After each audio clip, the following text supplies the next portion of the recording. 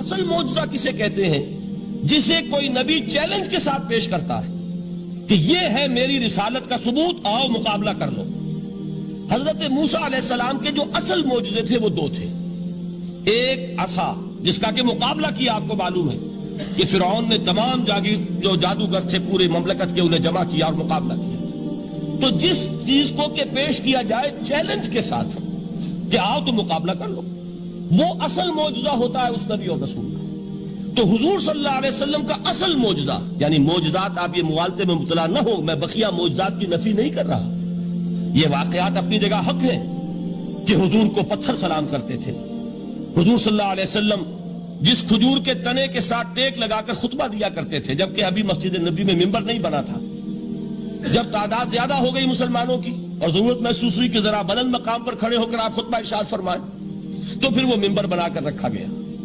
پہلے مرتبہ جب آپ ممبر پر چڑھ رہے تھے خطبہ دینے کے لیے، تو اس کھجور کے سوکھے تنے میں سے ایسی آواز آئی جیسے کوئی بچہ بلک بلک کر رو رہا ہو کہ وہ سعادت جو مجھے حاصل رہی تھی آج تک میں محروم ہو گیا۔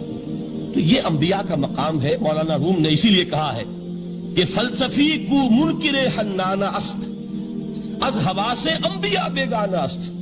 فلسفی اور عقلیت پرست انسان وہ تو حنانہ کا انکار کر دے گا، کیسے ممکن ہے سوکھا تنا اور اس کے اندر سے بچے کی طرح بلکنے کی آواز آئے، لیکن یہ اس لیے کہ وہ انبیاء کے خصوصی احوال جو ہے ان کو جانتا نہیں۔ اس قسم کے خرق عادت واقعات حضور کی زندگی میں بھی بے شمار ہوئے، لیکن حضور کا وہ معجزہ جس میں تحدی کے ساتھ چیلنج کے انداز میں کہا گیا کہ آؤ مقابلہ کرو، وہ صرف اور صرف قرآن ہے۔ چنانچہ آپ سورہ بنی اسرائیل میں دیکھیں گے، قُلْ لَئِنِ اجْتَمَعَتِ الْإِنسُ وَالْجِنُّ عَلَىٰ أَن يَأْتُوا بِمِثْلِ هَٰذَا الْقُرْآنِ لَا يَأْتُونَ بِمِثْلِهِ وَلَوْ كَانَ بَعْضُهُمْ لِبَعْضٍ ظَهِيرًا۔ اے نبی چیلنج کر دیجئے، اگر تمام انسان اور تمام جن مل کر یہ چاہیں کہ اس قرآن جیسی کوئی تصنیف کر دیں، تو چاہے وہ ایک دوسرے کا کتنی بھی اس میں مدد کریں اور تعاون کریں، وہ ہرگز قرآن جیسی کتاب تصنیف نہیں کر سکتے۔ اس سے آگے بڑھ کر یہ بات کہی گئی، اچھا پورا قرآن نہیں لا سکتے، اس قرآن کی طرح کی 10 صورتیں ہی تصنیف کر لو۔ جب اس کا بھی جواب نہیں دیا گیا تو جسے کہتے ہیں برسبیل تنزل، اور پنجابی میں کہتا ہے کہ برے کو گھر تک پہنچانا، وہ برے کو گھر تک پہنچانے کے لیے فرمایا ایک صورت ہی بنا لاؤ۔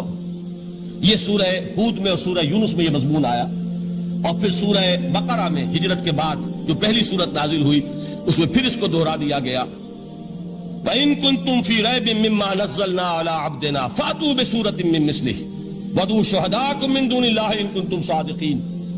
کہ اگر تمہیں کوئی شک ہے اس کتاب کے بارے میں جو ہم نے نازل فرمائی ہے، شک کیا ہوگا؟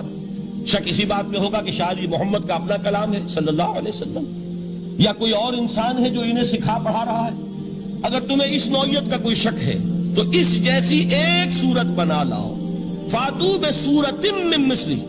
اور نوٹ کیجئے گا سورۃ العصر بھی سورت ہے، سورۃ الکوثر بھی سورت ہے، 3 آیات بھی اگر ایسی تم تصنیف کر کے لے آؤ تب تو تمہیں کچھ شک کرنے کا حق حاصل ہوگا، اور اگر نہیں کر سکتے تو جان لو فَإِن لَّمْ تَفْعَلُوا وَلَن تَفْعَلُوا۔ پھر اگر تم ایسا نہ کر سکو اور ہرگز نہیں کر سکو گے، ذرا چیلنج کا انداز دیکھیے کہ ہرگز نہیں کر سکو گے، فَاتَّقُوا النَّارَ الَّتِي وَقُودُهَا النَّاسُ وَالْحِجَارَةُ، ڈرو اس آگ سے جس کا ایندھن بنیں گے انسان اور پتھر۔ اب اس بات کو سمجھیے کہ تاریخی حقیقت ہے یہ، جس کا کوئی کافر انکار نہیں کر سکتا، کہ وہ کوئی شخص اس چیلنج کو قبول کرنے کی جرات نہیں کر سکا۔ اگر جھوٹ موٹ کو بھی کوئی کھڑا ہو جاتا اور کہتا کہ ٹھیک ہے میں نے یہ ایک صورت بنائی ہے اور میرا دعویٰ یہ ہے کہ یہ قرآن جیسی ہے، تو ایک کنٹروورسی تو پیدا ہو جاتی نا۔ کچھ لوگ چاہے کہتے کہ نہیں یہ قرآن کے سطح کی نہیں ہے، لیکن یہ کہ اس کا دعویٰ تو ہو جاتا۔ لیکن تاریخ یہ بتا رہی ہے کہ سرے سے کسی شخص نے اس کی جرات نہیں کی، اس درجے وہ قرآن سے مرعوب ہوئے۔ تو حضور کا سب سے بڑا معجزہ جو آج تک زندہ ہے، اس کو ذہن میں رکھیے، میں نے جو حضرت موسیٰ حضرت عیسیٰ کے معجزات گنوائے ہیں وہ در حقیقت ان کی اپنی ذات کے ساتھ تھے۔ ید بیضا موسیٰ کے ساتھ تھا، عصا معجزہ اس وقت تھا جب موسیٰ کے ہاتھ میں تھا، اس کے بعد کئی 100 برس تک وہ صندوق سکینہ جو ہے، تابوت سکینہ، اس میں وہ عصا رکھا رہا، لیکن اب وہ معجزہ نہیں تھا، وہ سوکھی لکڑی تھی، اس کے سوا کچھ نہیں۔ تو تمام انبیاء اور رسول کے معجزے ختم ہو گئے، وہ ان کی ذات کے ساتھ تھے۔ محمد الرسول اللہ کی رسالت دائمی ہے تا قیام قیامت، لہذا معجزہ بھی آپ کا دائمی ہے، وہ معجزہ آج بھی موجود ہے۔ البتہ میں ادھر ضرور توجہ دلاؤں گا کہ قرآن مجید کے اعجاز کے 3 پہلو ہیں۔ پہلا پہلو، اور زیادہ تر اسی کی طرف توجہ زیادہ ہوئی ہے، وہ ہے قرآن کی فصاحت، بلاغت، ادبیت، اس کی چاشنی۔ ظاہر بات ہے کہ اس کا شعور اور ادراک صرف عربوں کو ہو سکتا ہے، بلکہ میرے خیال میں ناراض نہ ہو اہل عرب تو آج کے عربوں کو بھی نہیں ہو سکتا۔ یہ اسی دور کے عرب، ان کی اپنی جو اس وقت کی زبان تھی، اس زبان میں فصحاء، بلغاء، شعراء، خطباء، ان کو اتنا ذوق تھا کہ وہ باقی پوری دنیا کو کہتے تھے یہ گونگے ہیں، بولنا ہمیں آتا، خطیب ہم ہیں، شاعر ہم ہیں، خطبہ ہم دے سکتے ہیں، شعر ہم کہہ سکتے ہیں، باقی سب تو عجمی ہیں، گونگے ہیں، ان کے اندر نہ فصاحت ہے، نہ بلاغت ہے، نہ ان کے کلام میں چاشنی ہے، نہ اس کے اندر کوئی شکو ہے۔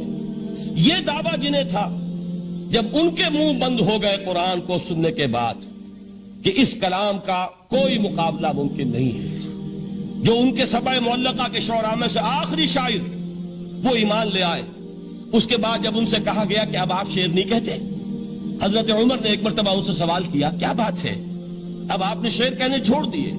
تو ان کا جواب یہ تھا اب بعد القرآن، کیا اب قرآن کے بعد بھی اس کا امکان ہے کہ کوئی شخص اپنی فصاحت اور بلاغت کا کوئی اظہار کرنا چاہے؟ یہ تو فصاحت اور بلاغت کی ایک معراج ہے کہ جس تک کہ اب کسی انسان کی رسائی ممکن نہیں۔ تو فصاحت اور بلاغت جو ہے قرآن کی اور اس کی ادبیت، در حقیقت اس کا ادراک تو ہو سکتا ہے صرف اہل زبان کو۔ ہم لوگ جو ترجموں سے پڑھتے ہیں، چاہے کتنی ہی گرامر پڑھ لیں، کتنی صرف و نحو پڑھ لیں، واقعہ یہ ہے کہ وہ جو ایک ہوتا ہے نفس پر جب انگلی آتی ہے تو جو ایک آپ کو فیل ہوتی ہے، وہ فیل ہم جو عجمی لوگ ہیں جن کی مادری زبان عربی نہیں ہے، وہ قرآن مجید کی فصاحت اور بلاغت کو اس طور سے نہیں سمجھ سکتے جیسے کہ اہل زبان سمجھ سکتے ہیں، اور خاص طور پر جیسے کہ اس زمانے کے اہل زبان نے سمجھا۔ آج چونکہ عربی زبان ویسے تو جو اس کی فصیح لینگویج ہے وہ جو کی تو اپنی اصل پر قائم ہے، اور وہ اسی قرآن کے طفیل اور قرآن کے صدقے قائم ہے، ورنہ دنیا میں کوئی دوسری زبان نہیں ہے کہ جو 1500 برس تک اتنی پیور رہ جائے، اس میں تبدیلی آتی ہے۔ خود اردو جو ہے 300 برس کی اردو، دکن کی اردو، ذرا اس کو کبھی پڑھیے تو آپ حیران ہوں گے کہ یہ اردو زبان ہے اور آج کی اردو کوئی اور ہے۔ یہ صرف 200-250 برس کے اندر یہ انقلاب اردو میں ہو چکا ہے۔ عربی زبان 1500 برس سے وہ قائم ہے اپنے اسی جگہ پر، اور وہ صرف قرآن کا اعجاز اور قرآن کا صدقہ ہے، لیکن باقی جو اصل میں بولی جانے والی زبانیں ہیں وہ بہت بدل چکی ہیں۔ لہذا تمام اہل عرب کے لیے بھی اب قرآن کے اس پہلو کو صحیح طور پر سمجھنا ممکن نہیں۔ قرآن کی جو اعجاز کے 2 پہلو ہیں، وہ ہے در حقیقت جو میری اور آپ کی توجہ کے خاص طور پر در حقیقت حقدار ہیں، اور ہمیں ان کی طرف توجہ کرنی چاہیے۔ بدقسمتی سے اس کی طرف عام طور پر علماء نے توجہ نہیں کی، اس کی صرف ادبیت ہی کا چرچا ہوتا ہے۔ اصل میں قرآن مجید علم انسانی کی معراج، فکر، فلسفہ، حکمت، قرآن کی ابدی حکمت، قرآن کا ابدی فلسفہ، قرآن انسانی مسائل کا جو حل دیتا ہے، قرآن نے سوشل سائنسز میں جس طریقے سے رہنمائی کی ہے، یہ 2 پہلو ہیں اس کے اعجاز کے، جس کی کہ آج ہمیں ضرورت ہے کہ ہم اس کا شعور اور ادراک حاصل کریں۔ اس کے ضمن میں خاص طور پر علامہ اقبال کا نام لینا چاہتا ہوں۔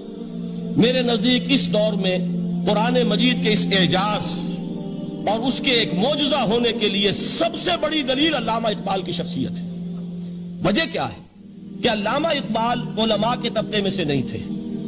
ظاہر بات ہے کہ جن کا پورا جو ہے جن کی زندگی گزرتی ہو قال اللہ و قال الرسول میں، ان کے دلوں میں عظمت قرآن کی، ان کے دلوں میں حضور کی محبت، یہ تو سمجھیے کہ ہونی ہی چاہیے، ان کے شب و روز اسی میں گزرتے ہیں۔ لیکن یہ کہ ایک ایسا شخص جس کی تعلیم ہے کالجوں کی، یونیورسٹیوں کی، جس نے مشرق اور مغرب کے فلسفے کھنگال ڈالے، وہ شخص، اور وہ بھی اس دور میں جبکہ ہم پر مغرب سے مروبیت بہت شدید تھی۔ آج تو وہ مروبیت بہت کم ہو چکی ہے۔ آج تو ہمارا عام نوجوان جو ہے وہ آنکھوں میں آنکھیں ڈال کر بات کرتا ہے، اس میں خود اعتمادی ہے۔ ہمارا بھی اپنا ایک معاشی نظام ہے، ہمارا اپنا ایک سیاسی نظام ہے، ہمارا ایک اپنا سماجی نظام ہے، ہماری اپنی سوشل ویلیوز ہیں۔ آج کا نوجوان الحمدللہ احیاء اسلام کی وہ جد و جہد جو ہے وہ مرحلہ در مرحلہ بہرحال آگے بڑھ رہی ہے، وقت لگے گا، لیکن یہ کہ اس میں یقیناً ترقی ہوئی ہے۔ اسی کا مظہر یہ ہے کہ خود اعتمادی ہے، وی ہیو کانفیڈنس۔ ہم جانتے ہیں کہ اسلام ایک دین ہے، مکمل دین ہے، اس کے پاس زندگی کے تمام مسائل کا حل ہے۔ لیکن یہ ہے آج 1985 کی بات۔ علامہ اقبال اس صدی کے آغاز میں گئے ہیں یورپ، جبکہ ہم محکوم تھے انگریز کے۔ ایک حاکم قوم کے ہاں جا کر، اس سے مروبیت کتنی شدید اس وقت تھی، جو جاتا تھا اکثر و بیشتر جو ہے واپس آتا تھا تو کھڑے ہو کر پیشاب کرنا ضروری سمجھتا تھا، اس لیے کہ اس نے وہاں پر لوگوں کو یہی کرتے دیکھا۔ ان کا لباس، ان کی وضاحت، ان کی تہذیب، ان کا تمدن، ہر طرح سے ان کے گن گاتا ہوا، ان کے لیے وہ بہت قصیدے جو ہیں تعریف کے کہتا ہوا آتا تھا۔ لیکن ایک علامہ اقبال کی شخصیت وہ ہے کہ وہ یہ خود کہتے ہیں کہ میں اس آگ میں ڈالا گیا ہوں مثل خلیل، مغربی تہذیب کے اس الاؤ میں مجھے اس طرح ڈالا اللہ نے جیسے کہ حضرت ابراہیم کو آگ میں ڈلوایا۔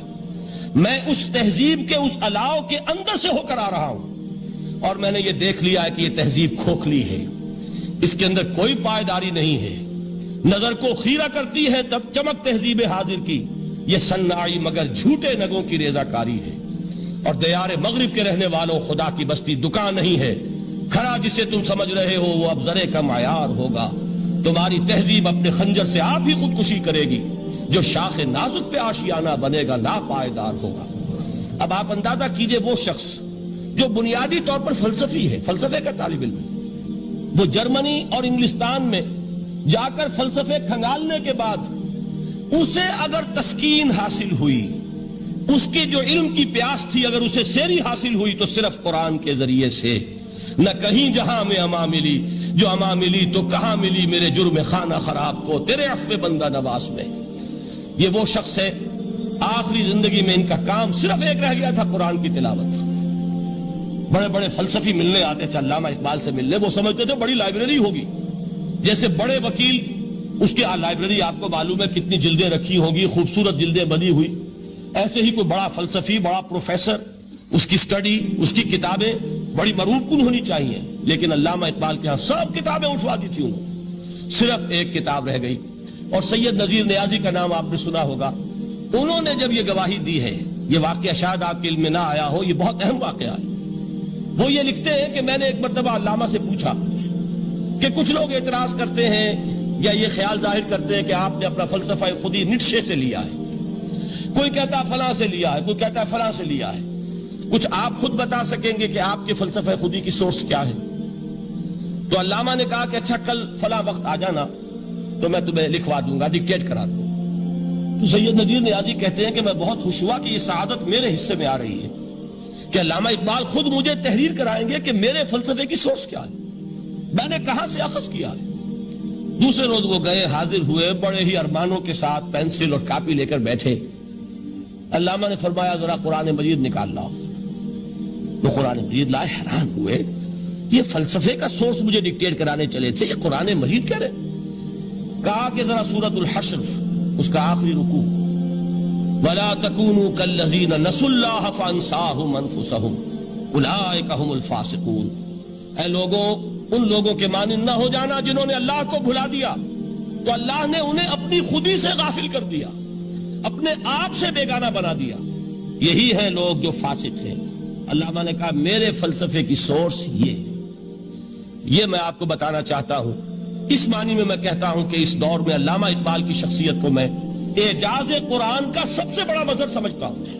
ایک شخص 20ویں صدی کا، 20ویں صدی عیسوی کی شخصیت، اور پھر یہ کہ وہ کہیں مسجد اور کسی مدرسے کے ماحول میں پلا بڑھا نہیں ہے، بلکہ اسکولوں اور کالجوں میں اور یونیورسٹیوں میں، اور صرف ہندوستان میں نہیں، انگلستان اور جرمنی کی یونیورسٹیوں میں رہا، جس نے اپنا لوہا منوایا ہے۔ وہ شخص اگر یہ کہتا ہے کہ میرے لیے فکر کی بنیاد، میرے فلسفے کی سورس، میری تمام سوچ کی رہنمائی جو ہے وہ اس کتاب نے کی ہے، تو معلوم ہوا کہ واقعتاً یہ قرآن مجید آج بھی معجزہ ہے۔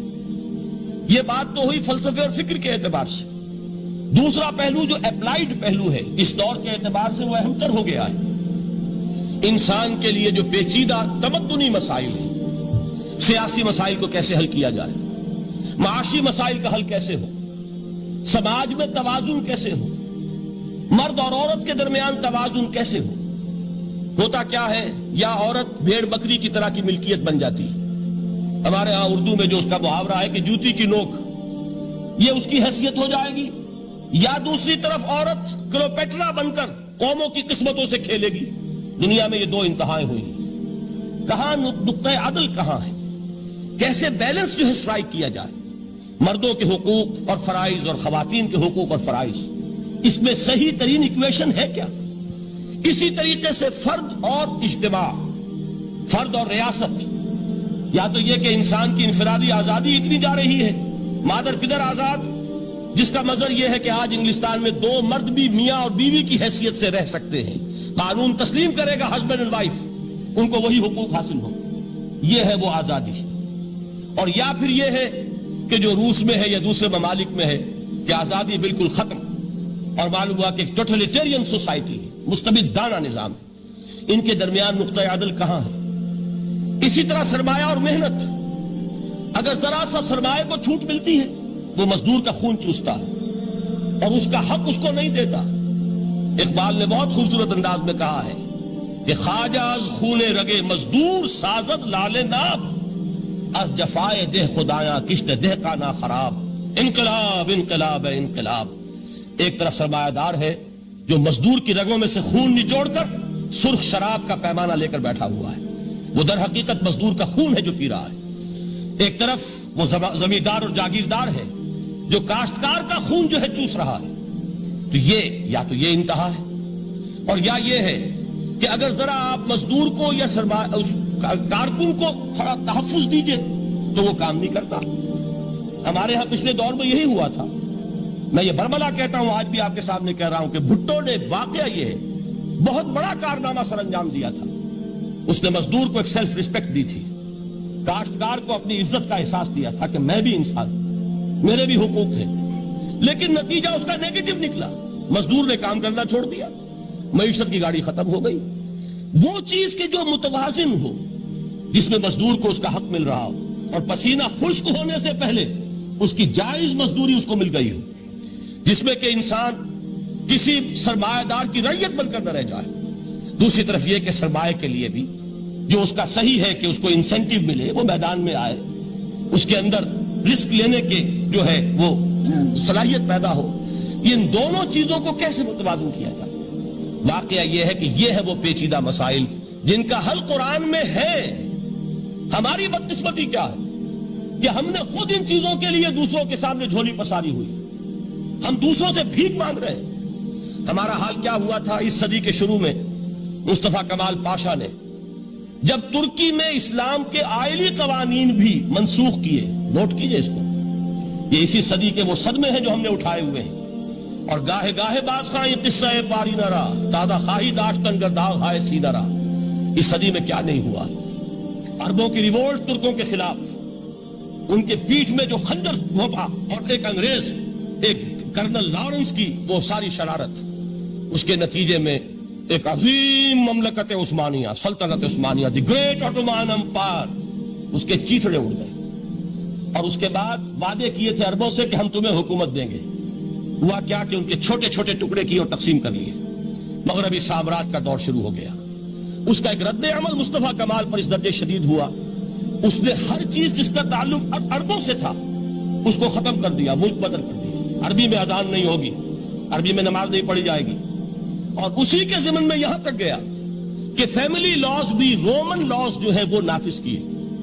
تو یورپ کے اخبارات نے اس وقت یہ طنز کیا تھا مسلمانوں پر، یہ مسلمان عجیب قوم ہے، کہتے یہ ہے کہ ہمارے پاس دنیا کا بہترین ضابطہ ہے، بہترین قانون ہے، ہمارے قانون سے بہتر کسی کا قانون نہیں. اور حال یہ ہے کہ فیملی لاز کے لیے بھی یہ ہم سے بھیک مانگ رہے ہیں، ہم سے وہ قوانین لے کر اپنے ہاں نافذ کر رہے ہیں. آج بدقسمتی سے اکثر و بیشتر مسلمان ممالک کا حال یہی ہے. آج ہم ان سے بھیک مانگ رہے ہیں.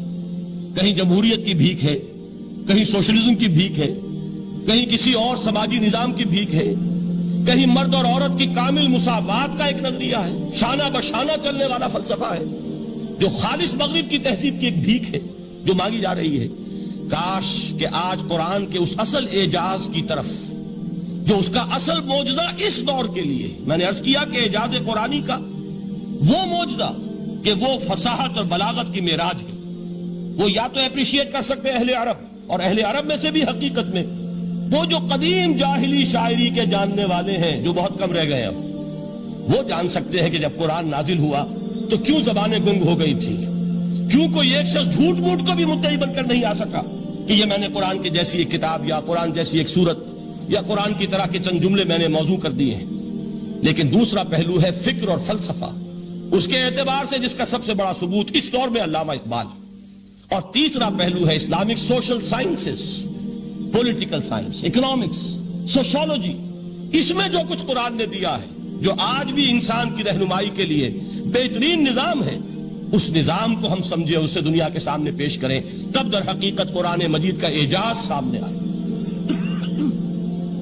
یہ دو پہلو تو میں نے عرض کیے ہیں کہ جو کسی غیر مسلم کو بھی نظر آئیں گے. قرآن کا پریزروڈ ہونا، اس کی انٹیگریٹی، اوتھینٹسٹی، یہ چیزیں وہ ہے کہ جو سب نے مانی.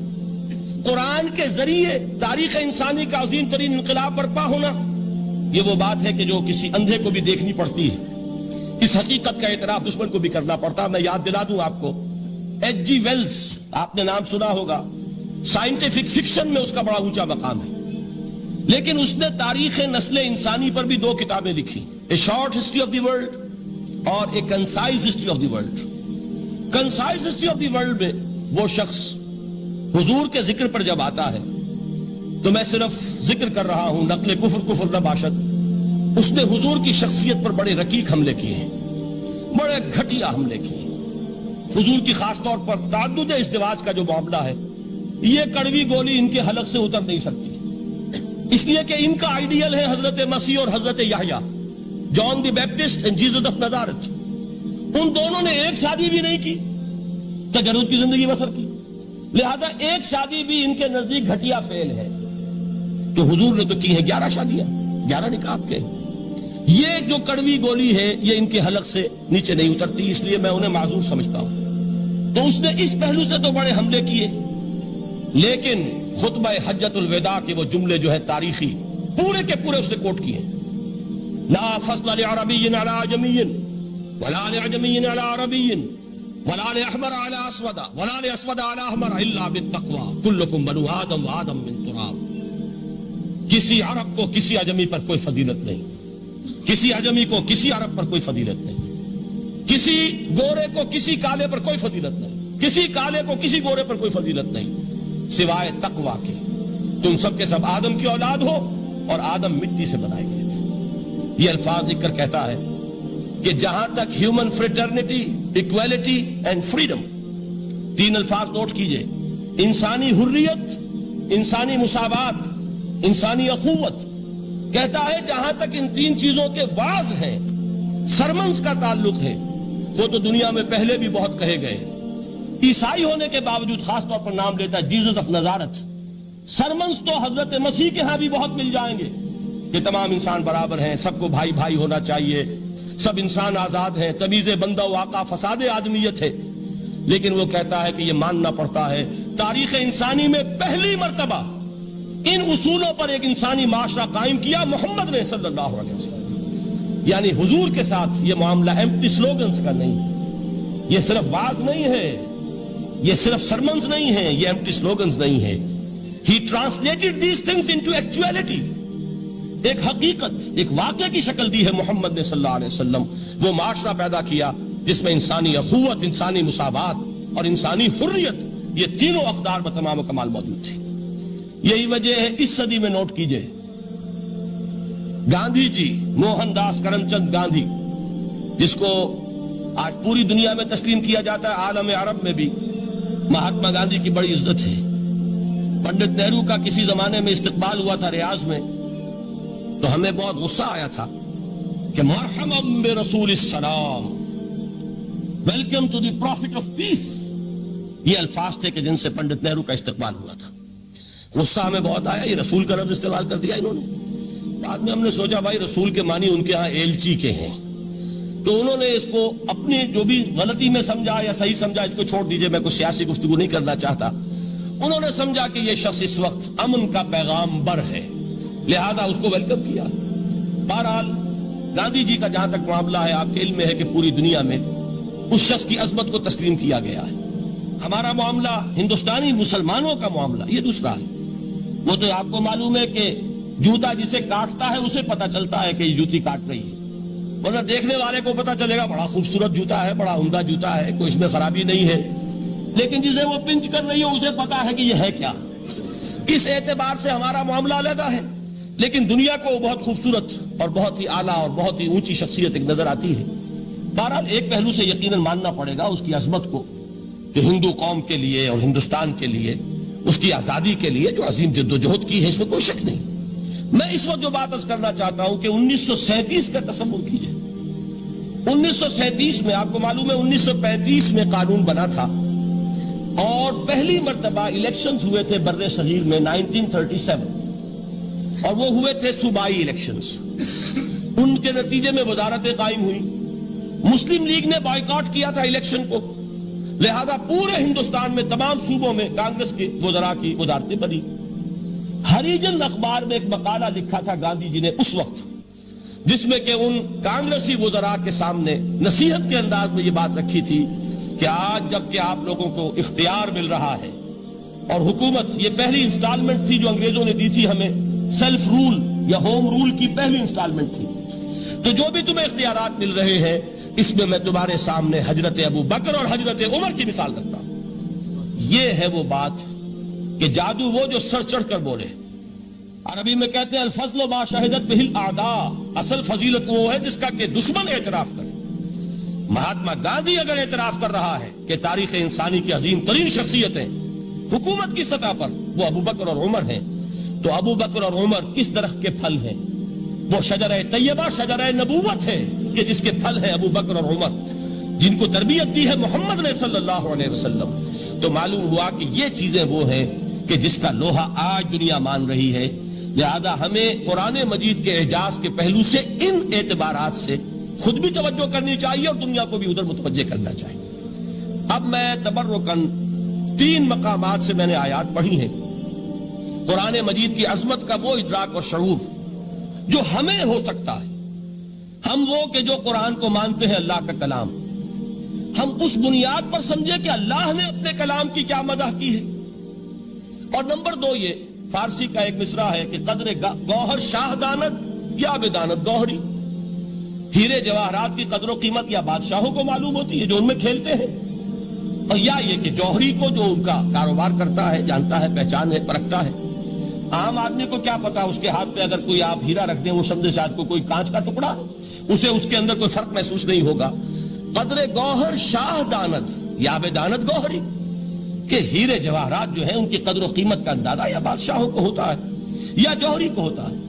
تو قرآن مجید کا عظمت کا صحیح ادراک یا اللہ کو ہے یا محمد الرسول اللہ کو ہے صلی اللہ علیہ وسلم۔ باقی جو کچھ دنیا دیکھتی ہے وہ تو وہ ظاہر کا ایک پہلو ہے، وہ تاریخی حقائق ہیں جو میں نے آپ کے سامنے رکھے۔ باقی قرآن مجید کی عظمت کا کوئی صحیح ادراک ہو سکتا ہے یا وہ اللہ تعالیٰ کی زبانی اور یا ہوگا محمد الرسول اللہ صلی اللہ علیہ وسلم کے فرامین کی روح سے۔ اسی لیے میں نے 3 جگہ سے آیات پڑھی ہیں۔ ایک مقام سے سورہ رحمان کی ابتدائی 4 آیات، سورہ یونس کی 2 آیات، سورہ حشر کی 1 آیت، اور 3 احادیث نبویہ ہیں جن کا میں نے ذکر کیا ہے، اس لیے کہ تیسری جو ہے وہ بہت طویل حدیث ہے، وہ پوری میں اس وقت نہیں پڑھ سکتا تھا، اس کے صرف ابتدائی اور آخری کلمات میں نے اس وقت آپ کو سنائے۔ میں تھوڑی سی تشریح ان کی کروں گا تاکہ قرآن مجید کی عظمت کا جو نقش میرے اور آپ کے قلب پر ہونا چاہیے وہ صحیح در حقیقت ان آیات اور احادیث کی روشنی میں ہمارے دلوں پر قائم ہو جائے۔ دیکھیے قرآن مجید کی عظمت یہ کلام ہے، اس کی کلام کی عظمت کا پہلا پہلو ہے متکلم کی عظمت کے اعتبار سے۔ عربی میں کہا جاتا ہے کہ کلام الملوک ملوک الکلام ہے، بادشاہوں کا کلام کلاموں کا بادشاہ ہوتا ہے۔ بادشاہ جب گفتگو کرے گا معلوم ہوگا شاہانہ انداز ہے، ایک کوئی بھکاری گفتگو کرے گا یا کوئی کجرا گفتگو کرے گا، سبزی فروش کرے گا، کوئی مچھلی فروش کرے گا، ہر ایک کا پتہ چل جائے گا کہ کون بولا، وہ جس کو کہتے ہیں کہ تانت بازی راگ پایا۔ 2 جملے کوئی شخص بولے گا پتہ چل جائے گا کتنے پانی میں ہے، اس کے علم کا، فضل کا، تہذیب کا، تمدن کا کیا معیار ہے۔ اس لیے کہ کلام جو ہے در حقیقت متکلم کی پوری شخصیت کی عکاسی کرتا ہے. اس کا مقام کیا ہے, اس کا مرتبہ کیا ہے, اس کے ذہن کی بلندی کیا ہے, اس کے فکر کی گہرائی کیا ہے, اس کے افق ذہنی کی وسعت کیا ہے, اس سب کا اندازہ ہوگا کلام سے. تو اب یہ کلام ہے اللہ کا. معلوم ہوا کہ اللہ کی صفات کا ایک کامل عکس قرآن مجید میں موجود ہے. یہ بات سمجھیے. اس کو قرآن نے کس طرح بیان کیا؟ یہ وہ لطیف حقائق ہیں جن کے لیے قرآن مجید تمثیل کا پیرایا اختیار کرتا ہے. اب سورہ حشر کی تمثیل کیا ہے؟ لو انزلنا هذا القرآن على جبل، اگر ہم نے اس قرآن کو کسی پہاڑ پر اتار دیا ہوتا، لرأيته خاشعا متصدعا من خشیت اللہ، تم دیکھتے اس پہاڑ کو کہ اللہ کی خشیت سے دب جاتا اور پھٹ جاتا. وَتِلْكَ الْأَمْثَالُ نَضْرِبُهَا لِلنَّاسِ لَعَلَّهُمْ يَتَفَكَّرُونَ. اور یہ مثالیں ہیں جو ہم لوگوں کے لیے بیان کرتے ہیں تاکہ وہ تفکر سے کام لیں، غور و فکر کریں. اگر میں اور آپ قرآن کی عظمت سے واقف نہیں ہوں گے، اس بات کو نوٹ کر لیجئے، تو میں اور آپ اپنا وقت کیسے صرف کریں گے اس کے لیے؟ انسان کا ایٹیچیوڈ بڑا یوٹیلیٹیرین ہے آج کے انسان کا خاص طور پر. وہ کسی ایسے ہی کام کے لیے وقت لگائے گا جس میں اس کے لیے فائدہ ہو، اور اس فائدے کی چیز اگر نہیں ہے تو اس کی طرف متوجہ نہیں ہوگا. اگر قرآن مجید کی عظمت کا ہمیں ادراک ہو جائے تو ہم اپنا پورا وقت اس کے لیے وقف کر دیں گے، اس کو سمجھیں گے، اس کی گہرائیوں میں غوطہ زنی کریں گے. جیسے اقبال نے کہا کہ قرآن میں ہو غوطہ زن اے مرد مسلمان. لیکن اگر یہ کہ اس کی عظمت کا ادراک نہ ہوا تو بس یہ کہ کبھی اتفاق ہو گیا کہ کھول لیا اور اس کو پڑھ لیا، پڑھ بھی لیا بغیر سمجھے، اور اس کا ثواب کسی اور کو پہنچا دیا. وہ آج حصول ثواب بھی نہیں رہا، ایصال ثواب ہی رہ گیا. ورنہ یہ کہ بہرحال علامہ اقبال نے جو اس پر پھپتی چست کی ہے کہ بآیا تشترا کارے جزی نیست کے از یاسین او آساں بمیری. اس قرآن کی عظیم آیات سے اے مسلمان آج تیرا سروکار صرف اتنا رہ گیا ہے کہ کوئی شخص مر رہا ہو، عالم نزا میں ہو، تو اس کو یاسین سنا کر اس کی جان جلدی سے نکال دو، آسانی سے نکل جائے. بس یہ سروکار رہ گیا. میں یہ نہیں کہتا کہ نہ پڑھی جائے، حضور نے فرمایا ہے پڑھنی چاہیے، لیکن صرف یہ نہیں ہے اس کا مصرف. یہ تو انسانی زندگی کی رہنما کتاب بن کر نازل ہوئی ہے. اس کے اوپر اس اعتبار سے توجہ تم نہیں کر رہے ہو، بلکہ تمہاری اس کے ساتھ جو ہے دلچسپی صرف اتنی رہ گئی. تو پہلی بات یہ کہ یہ سمجھیے کہ قرآن نے یہ تمثیل اختیار کی اپنے عظمت کے بیان کے لیے. اگر ہم نے اس قرآن کو پہاڑ پر اتار دیا ہوتا تو تم دیکھتے کہ وہ پھٹ جاتا اور دب جاتا. اب اس کو سمجھیے، القرآن یفسر بعضہ بعضا، قرآن کا ایک حصہ دوسرے حصے کی تفسیر کرتا ہے. سورہ اعراف میں واقع آیا ہے کہ حضرت موسیٰ علیہ السلام کا آپ کو معلوم ہے کہ کوہ طور پر اللہ تعالیٰ سے ہم کلامی کا شرف حاصل کرتے تھے. گفتگو ہو رہی ہے لیکن اللہ نظر نہیں آ رہا. اب اس کو اپنے اوپر طاری کیجئے کہ صاف سامنے آتے بھی نہیں، صاف چھپتے بھی نہیں. یہ جو صورتحال تھی کہ اگر کسی کی آپ آواز سن رہے ہیں، کلام سن رہے ہیں، سامنے نہیں آ رہا، تو آپ کے دل میں خواہش پیدا ہوگی کہ ذرا سا یہ پردہ بھی اٹھا دیا جائے، مجھے دیدار بھی حاصل ہو جائے. لہذا سورہ اعراف میں ہے جب کئی بار یہ شرف ہم کلامی حاصل ہوا اللہ سے، تو حضرت موسیٰ علیہ السلام نے بڑی ہمت سے کام لیا، بڑی جرت کی درخواست کر دی، رب ارنی انظر الیک. یہ جو پردہ بیچ میں حائل کیا ہوا ہے پروردگار، تو میرا شوق دیکھ، میرا اشتیاق دیکھ، تو مجھے ذرا دیدار بھی عطا ہو جائے. اس پر کیا بات کہی گئی؟ لن ترانی، موسیٰ تم مجھے ہرگز نہیں دیکھ سکتے، تم اس جسد ظاہری کے ساتھ، اس جسد مادی کے ساتھ، ان عنصری آنکھوں سے میرا دیدار نہیں کر سکتے. ولیکن انظر الی الجبل، دیکھو ہم تمہیں ایک مثال دیے دیتے، ذرا اس پہاڑ کی طرف دیکھو، ہم اپنی ایک تجلی اس پر ڈالیں گے. فإن استقر مکانہ فسوف ترانی، اگر وہ پہاڑ ہماری تجلی کو جھیل جائے، تحمل کر لے، تو تم بھی سوچنا کہ شاید ہمیں دیکھ سکو. اس کے بعد ہوا کیا؟ فلما تجلی ربہ للجبل جعلہ دکا وخر موسیٰ صعقا. جب اللہ تعالیٰ نے پہاڑ پر اپنی ایک تجلی ڈالی تو وہ پہاڑ جو ہے پھٹ گیا. اور موسیٰ، اب دیکھیے براہ راست تجلی موسیٰ پر نہیں ہے، یہ انڈائریکٹ مشاہدہ ہے تجلی ربانی کا کہ جو پہاڑ پر ہوئی ہے، اور پہاڑ کی جو کیفیت ہوئی ہے اس کے مشاہدے سے حضرت موسیٰ بے ہوش ہو کر گر گئے. وَصَعِقَ مُوسَىٰ خَرَّ مُوسَىٰ صَعِقًا. یہ ہے وہ مثال جو یہاں دی ہے قرآن کے لیے. لَوْ أَنزَلْنَا هَذَا الْقُرْآنَ عَلَىٰ جَبَلٍ لرأيته خاشعا متصدعا من خشیت اللہ. نتیجہ کیا نکلا؟ انفر کیجئے، استدلال، استنتاج.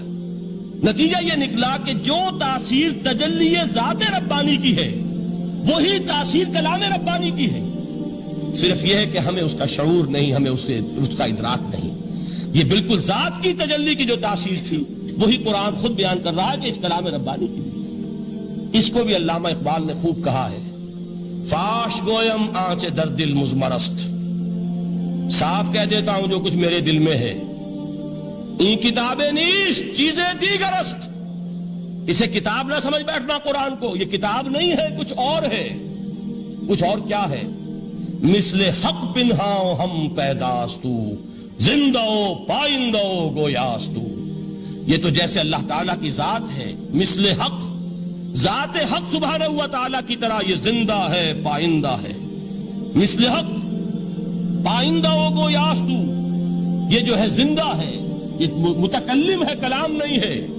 کل صفات ربانیہ جو ہیں ظاہر اور باطن، مثل حق پنہا، ظاہر و پنہا، اور حی و قیوم جیسے اللہ کی ذات ہے، وہی صفات اس کلام کی ہیں.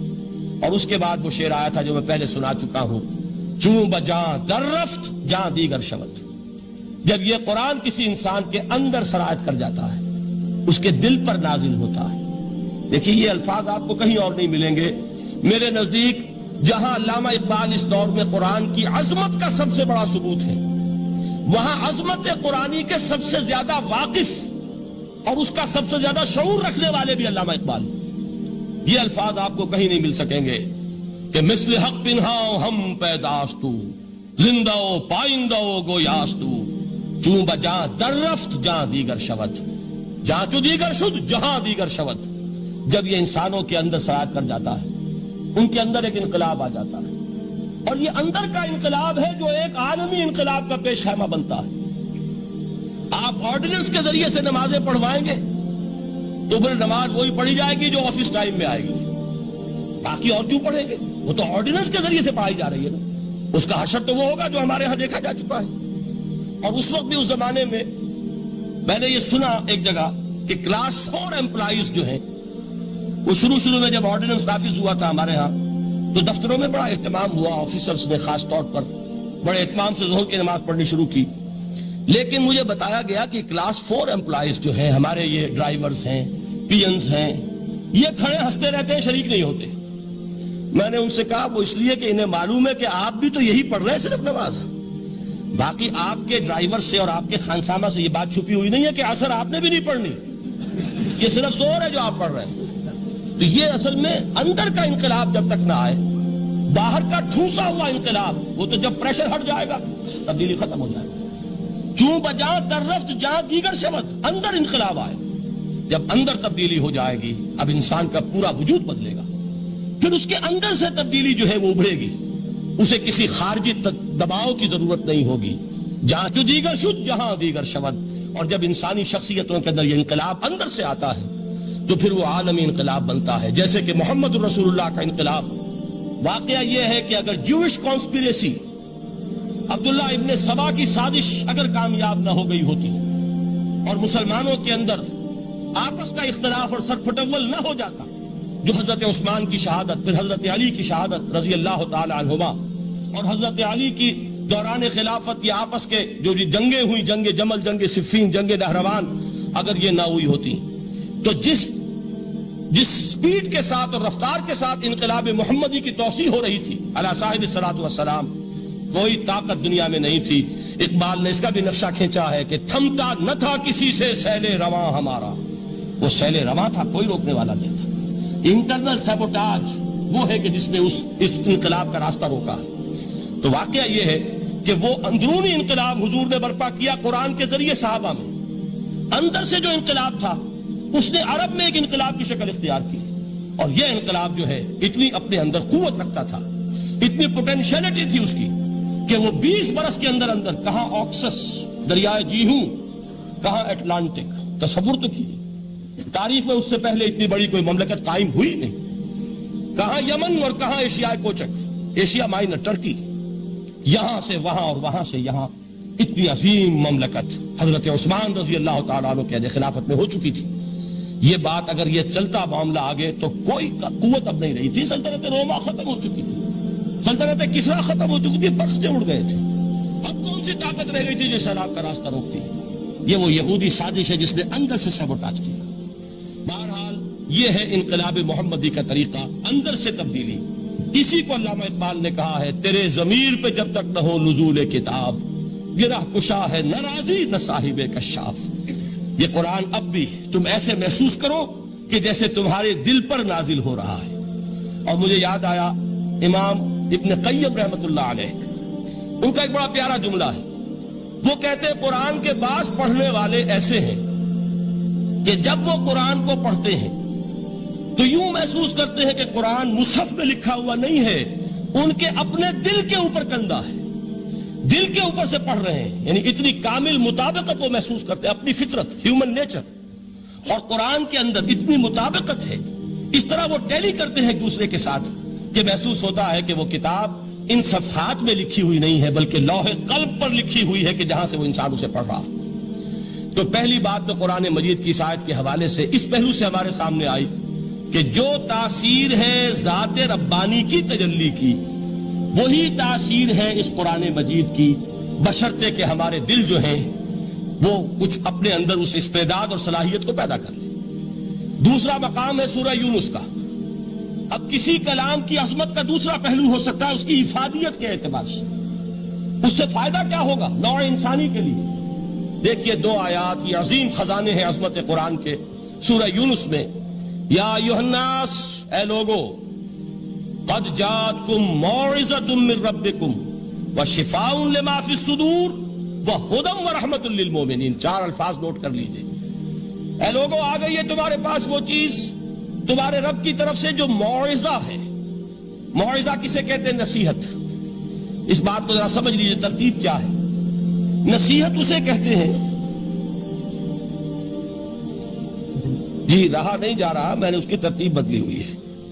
مجھے یاد دلایا ایک صاحب نے کہ سورہ رحمان کی ابتدائی آیات کا بیان تو رہ گیا, وہ رہا نہیں, میں نے پڑھا کسی اور ترتیب سے تھا, بیان کسی اور ترتیب سے کر رہا ہوں. پڑھنے میں 4, 2 اور 1, اور اب جو میں بیان کر رہا ہوں پہلے ایک آیت سورہ حشر کی جو بیان کی, اب 2 آیات ہیں سورہ یونس کی. لوگوں, تمہارے پاس آ گئی ہے تمہارے رب کی طرف سے موعظت, اور تمہارے سینوں کے اندر جو روگ ہیں ان کے لیے علاج. توجہ کیجئے گا, ہم نے قرآن کو کیا سمجھا ہے؟ صرف ایک مقدس کتاب, ایک حصول ثواب یا ایصال ثواب کا آلہ. قرآن ہے کیا؟ نمبر 1 موعظہ. موعظہ کسے کہتے ہیں؟ وعظ اسے کہتے ہیں وہ بات جس سے دل نرم ہو جائے, دل کے اندر گداز پیدا کرنے والی شے. وجہ کیا ہے؟ اعلیٰ سے اعلیٰ حکیمانہ بات کسی سے کہی جائے, دل سخت ہے, اثر نہیں ہوگا.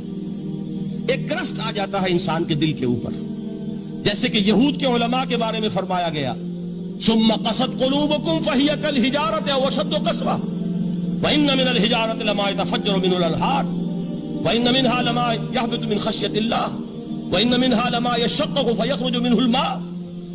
اے لوگوں, پھر تمہارے دل سخت ہوتے چلے گئے, پھر وہ پتھروں کے مانند سخت ہو گئے, بلکہ ان سے بھی زیادہ سخت, اس لیے کہ پتھروں میں تو وہ بھی ہوتے ہیں کہ جو اللہ کے خوف سے گر جاتے ہیں, پتھروں میں وہ بھی ہوتے ہیں کہ جو اللہ کی خشیت سے پھٹ جاتے ہیں, ان میں سے پانی بہ نکلتا ہے. پتھر تو اس طرح کے ہیں, لیکن انسان کا دل جب سخت ہو جائے, جب پتھر بن جائے, تو کوئی شے دنیا کی اس کی سختی کا مقابلہ نہیں کر سکتی.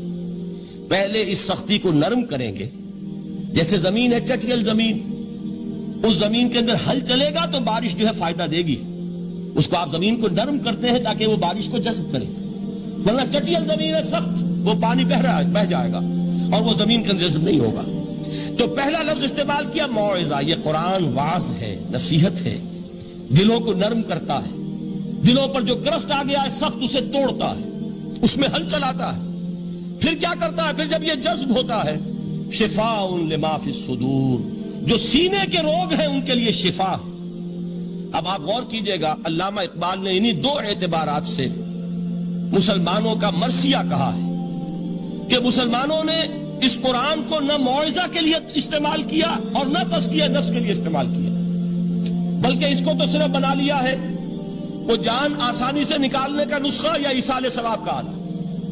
چنانچہ کہتے ہیں واز کے لیے وائز دستاں زنو افسانہ بند، وائز جو ہے ہمارے داستانے کہتے ہیں، افسانے کہتے ہیں، قصے کہتے ہیں، لطیفے کہتے ہیں، معنی او پست و حرف او بلند، اس کے بیان میں معنی تو ہوتے ہیں بہت ہی گھٹیا نیچے کے پست، الفاظ کا شکو ہوتا ہے، الفاظ بہت اونچے ہوتے ہیں، از خطیب و دیلمی گفتارے او با ضعیف و شاذ و مرسل کارے او، سارا باز و نصیحت جو ہو رہا ہے وہ ضعیف حدیثوں کے ذریعے سے، ضعیف روایات بخاری کی ہو، مسلم کی ہو، ترمذی کی ہو، ابن ماجہ کی ہو، کہاں خطیب بغدادی اور دیلمی وہ کتابیں کہ جن کی کوئی سند نہیں ہے، وہاں کی روایات کے ذریعے سے لوگوں کو تذکیر کرنے کی کوشش کر رہے ہیں، با ضعیف و شاذ و مرسل کارے او، ضعیف روایات، شاذ روایات، مرسل روایات جن کا سلسلہ روایت محمد الرسول اللہ تک متصل نہیں ہے،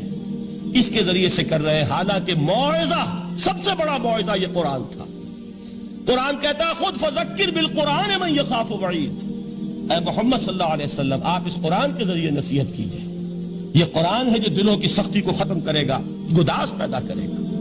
دوسری طرف علامہ اقبال کیا کہتے ہیں کہ جہاں تک ہمارے ہاں جو بھی تصوف کے معروف حلقے ہیں، صوفیاء حق کی بات نہیں کہہ رہا، وہاں قوالی ہو رہی ہوگی تو حال آ جائے گا، صوفی پشمینہ پوش حال مست، از شراب نغمہ قوال مست، قوال سے جو کچھ مل رہا ہے، حال آ رہا ہے، مستی آ رہی ہے، کیف اور سرور حاصل ہو گیا ہے، صوفی پشمینہ پوش حال مست، از شراب نغمہ قوال مست، لیکن یہ کہ اس کی محفل میں در نمی سازت بقرآن محفلش، اس کی محفل میں قرآن کا کہیں گزر نہیں ہے، جبکہ محمد الرسول اللہ صلی اللہ علیہ وسلم کی بھی ایک محفل ہوتی تھی، محفل سماع۔ وہ محفل سماع کیا تھی؟ حضور صحابہ سے فرمائش کر کر کے قرآن سنتے تھے۔ حضرت عبداللہ ابن مسعود رضی اللہ تعالیٰ عنہ کی روایت موجود ہے کہ مجھے ایک مرتبہ حکم دیا حضور نے کہ قرآن سناؤ، میں نے عرض کیا حضور آپ کو سناؤں، آپ پر تو نازل ہوا ہے، تو حضور نے فرمایا نہیں، مجھے کسی اور سے سن کر کچھ اور لطف حاصل ہوتا ہے۔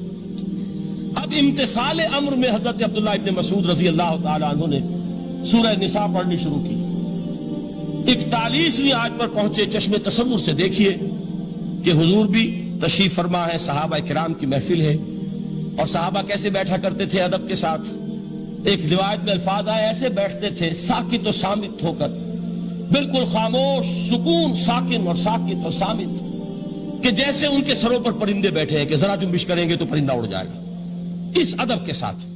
تو وہ محفل جو ہے حضور صلی اللہ علیہ وسلم کی، اور ایک صحابی حضرت عبداللہ ابن مسعود گردن نیچی کیے ہوئے ہیں اور قرآن پڑھتے چلے جا رہے ہیں۔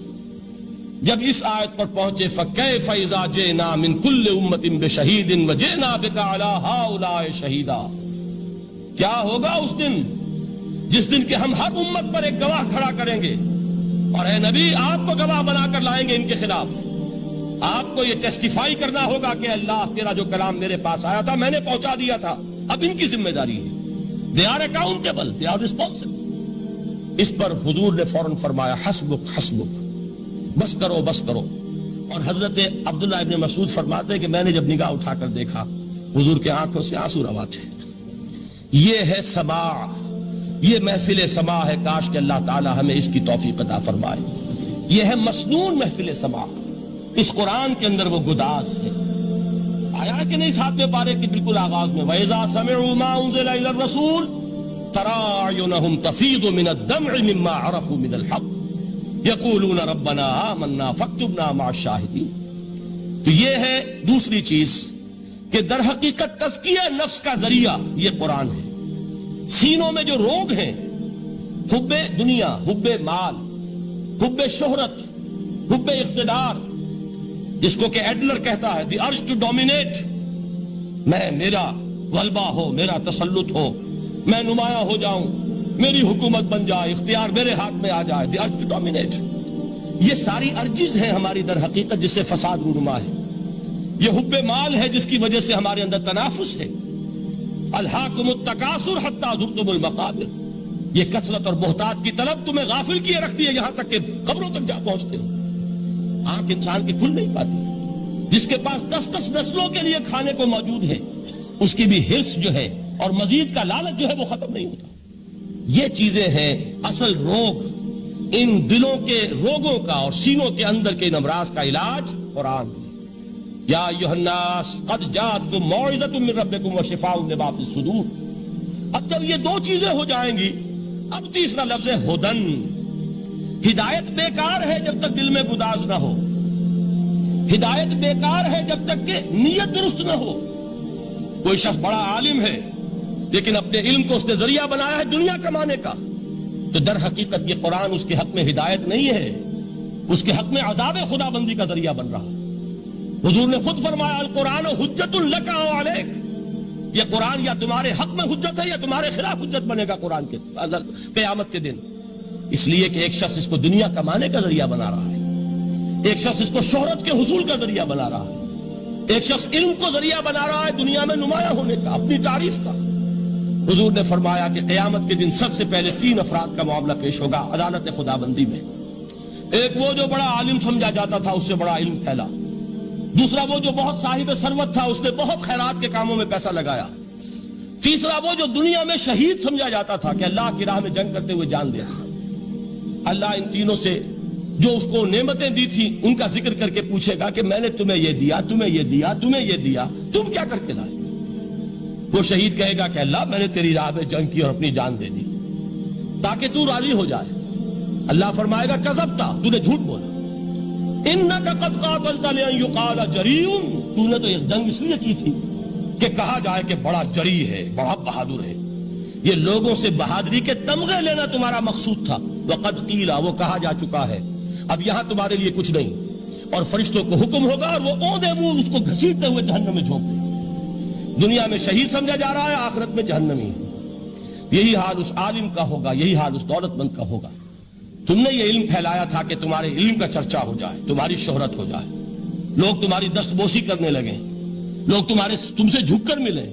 وہ دنیا میں ہو گیا, تمہارا مطلوب مل چکا, تمہارا مقصود حاصل ہو چکا, اب یہاں کچھ نہیں. تو جان لیجئے کہ جب تک دلوں کے روگ درست نہ ہوں, علم بیکار ہے, ہدایت قطعاً غیر مفید ہے.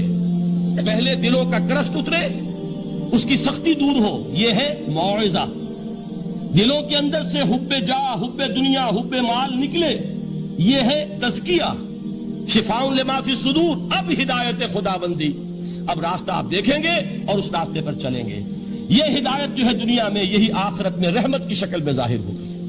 جنہوں نے اس قرآن کی ہدایت سے فائدہ اس دنیا میں اٹھایا, آخرت میں رحمت خدا بندی کی بدلیاں ان پر سائے کریں.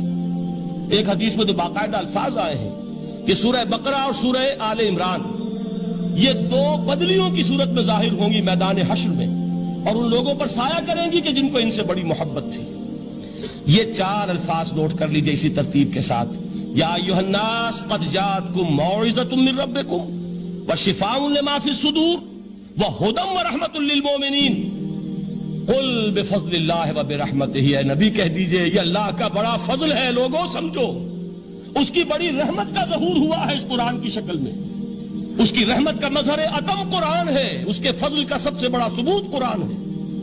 فبذالک فلیفرحوا, اس پر انہیں خوشیاں منانی چاہیے.